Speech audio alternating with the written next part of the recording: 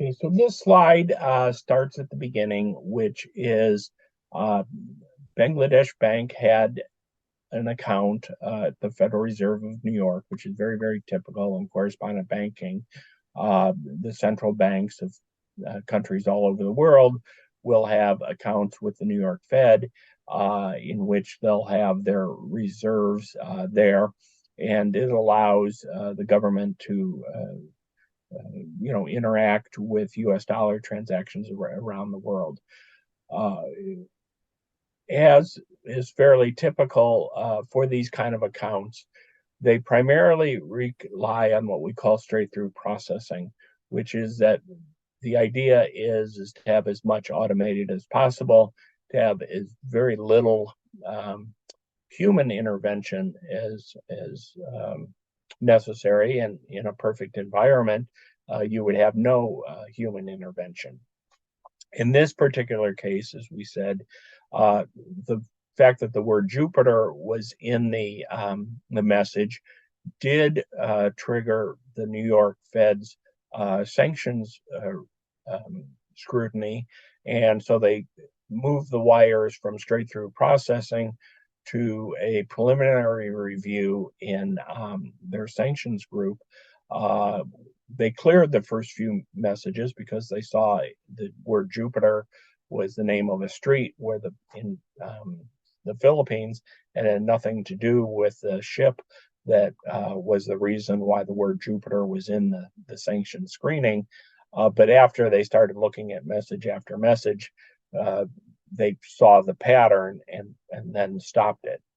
Uh, there was a lot of discussion within the correspondent bank um, uh, payments processing community generally about how do you reconcile the business need for straight through processing with stopping cyber intrusion. And there have been quite a few um, uh, suggestions and some changes on it so they could find the right balance between speed and accuracy with respect to also stopping fraud. There was a whole area called cyber hygiene where all banks are encouraged through a set of standards to uh, prevent cyber intrusion or to detect it if it's occurring, and then on the cash out side, also to increase your ability to respond more quickly than you might otherwise do in an AML situation. In this particular case, uh, it caught the attention of our Congress, who wrote a letter to the head of the Federal Reserve, and there was a very detailed response about what happened in the Federal Reserve. And this slide really outlines that response and is really the jumping off point of a lot of industry changes that occurred. Um, I guess one thing that I would like to emphasize is historically, there's always been a division between ongoing frauds where the bank is the victim and instances of AML where the bank is merely a pass through and does not suffer a loss. So, an example of where the bank might be a victim is if there's a fraud on the bank, whether it's a loan fraud or a check fraud or something like that, where fraudsters are trying to steal money from the bank, that's treated as more of an operational uh, loss issue. And there's a whole different group in a bank that will deal with that, and they deal with it much quicker because the idea is to stop the money from leaving the bank before there's a loss. In the AML area, uh, for various historic reasons that make sense, it was handled more by risk and compliance group rather than operations teams, and it was more of uh, an analytic process that took place over several weeks. And so by that time, you're looking at AML cases, you're oftentimes looking at it after the transaction has already occurred. Here, because it involves both a fraud in which a bank is a victim and it involves AML, you have an instance where the AML department has to move much, much quicker than it's normally accustomed to. And I would say one of the big lessons learned by the whole industry is AML departments need to have the ability uh, and the pre-established protocols when there's an ongoing fraud to accelerate their decision making and be more decisive to stop the loss from getting any bigger. In this case, as we'll see with Sri Lanka, they moved very, very quickly. They froze the money and there was no loss. In the Philippines, they had very, very substantial problems as far as stopping the money from moving, and it resulted in an $81 million loss. Right. So this is, some of the very important points that, you mentioned about, the difference between fraud and AML, and, how the two team in banking organizations, work around it.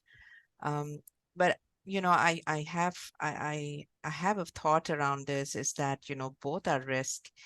And now, we are more and more moving towards centralization, where, we now have chief risk. So although this happened many years back, but, for today's scenario, like how, we have to take risk holistically, um, do you think that there should be overlaps in terms of, supervising these cases within the banks? Well, I do think that there needs to be some conscious effort to merge the two. I don't think it should necessarily be at the very lowest levels. There are legitimate business reasons to keep them separate, but in this case, they all intersect when it comes time for senior bank decisioning, uh, and that's where all banks need to improve is to make sure that they have pre-established protocols if there's an ongoing fraud, that it gets escalated to senior business people, regardless of whether it's AML or fraud, and that they've thought through, the issues so that they can be much more decisive. You don't want to be, you know, trying to invent options and that sort of thing when you're having an ongoing fraud. You hopefully will have thought through that ahead of time, and you will be in a business as usual situation.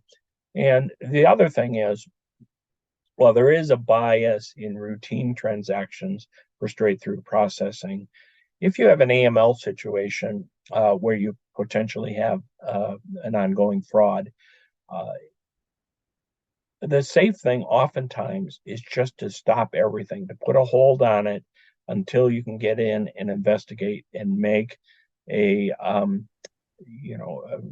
reasonable decision. If you let the money out of the bank, uh, it'll be very difficult to get it back. If, on the other hand, you freeze it for a day or two or three, uh, you generally don't have irreversible consequences. And we'll see that in this case. In this case, it was supposed to be money for, a month's worth of gambling. A few days worth of delay would have made no difference really at all.